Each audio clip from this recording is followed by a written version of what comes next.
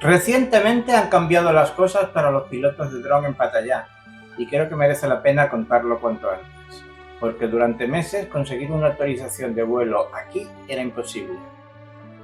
A principios de este año las restricciones se endurecieron considerablemente.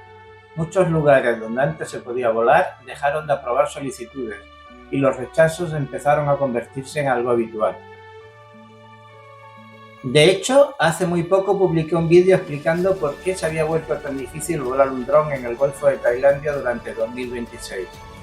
En aquel momento la situación era clara. Pedías autorización e invariablemente la respuesta era negativa.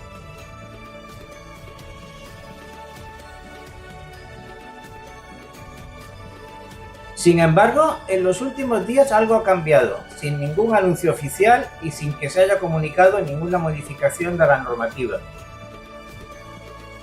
He vuelto a solicitar permisos de vuelo en varios puntos de Pattaya y, para mi sorpresa, las autorizaciones han sido aprobadas. Y no hablo de una solicitud aislada, hablo de varios lugares donde hace pocos días era seguro un rechazo automático. Y sin embargo, esta vez la respuesta ha sido siempre positiva. ¿Significa eso que ya se puede volar libremente en Pattaya? No. Todavía es necesario solicitar autorización. Todavía hay zonas restringidas y sigue siendo imprescindible cumplir la normativa tailandesa y notificar el vuelo. Pero sí significa algo muy importante, que los permisos vuelven a concederse, y eso cambia completamente la situación para quienes utilizamos drones de forma legal.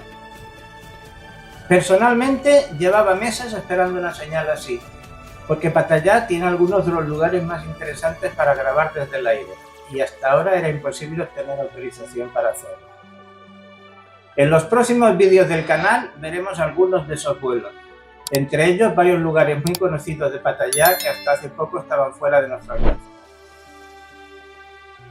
Por eso quería compartir esta noticia cuanto antes, porque sé que muchos pilotos siguen pensando que Pattaya continúa completamente cerrada para los drones, y al menos con mi experiencia reciente ya no parece ser así.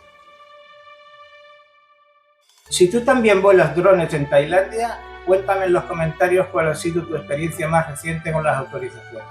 Y si quieres ver los vuelos que vienen a continuación, suscríbete, porque muy pronto empezaremos a recorrer Pattaya desde el aire. Nos vemos en el próximo vídeo.